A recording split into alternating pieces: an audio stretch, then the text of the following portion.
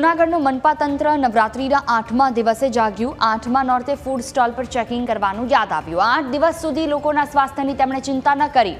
મનપાના food વિભાગે દેખાડા પૂરતું checking કર્યું છે। ફૂડ લાયસન્સ પર 5મા દિવસે આપવામાં આવ્યા। ફૂડ વિભાગ અને ફૂડ સ્ટોલ ધારકોની મિલી ભગતની ચર્ચા થઈ રહી છે। 8 દિવસ સુધી લોકોના સ્વાસ્થ્યનો ખ્યાલ ન આવ્યો તો હવે રહીને અલગ અલગ જગ્યાઓ પર ફૂડ વિભાગ ચેકિંગ કરવા માટે નીકળ્યું છે। ફૂડ લાયસન્સ પર 5મા નોરતે આપવામાં આવ્યા છે। ફૂડ વિભાગ અને ફૂડ સ્ટોલ ધારકોની મિલી ભગતની પણ ચર્ચા થઈ રહી છે।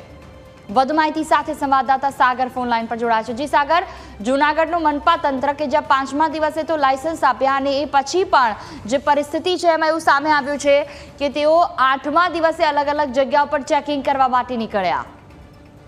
બિલકુલ સહી। જો વાત કરવામાં આવે તો જ્યારે પણ કોઈ પણ નવરાત્રીના આયોજનો થતા હોય છે, ખાસ કરીને જ્યારે પાર્ટી પ્લોટમાં જે ખાનગી જે દાંડિયા રાસના આયોજનો હોય છે તેમાં ફાયર વિભાગ સહિતની અલગ અલગ જે સુરક્ષા વ્યવસ્થાઓ હોય છે, સીસીટીવી કેમેરા, તેને લઈને અગાઉ વહીવટી તંત્ર દ્વારા બેઠક પણ યોજાઈ હતી અને આ અંગે જરૂરી સૂચનાઓ પણ આપવામાં આવી હતી।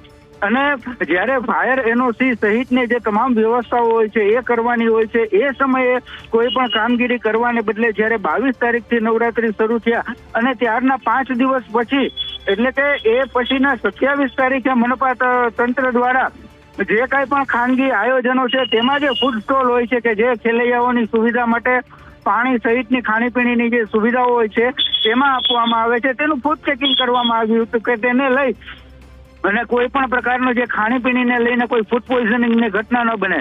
આ જે ચેકિંગ છે એ જ્યારે પ્રથમ નવરાત્રીએ જ કરવાનું હોય છે તેને બદલે 5 દિવસ પછી કરવામાં આવ્યું અને સ્થળ પર જ લાયસન્સ આપવામાં આવ્યા।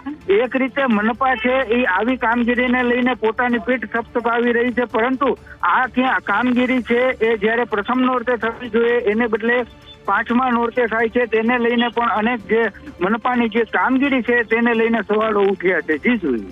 બિલકુલ, તમામ જાણકારી બદલ આભાર।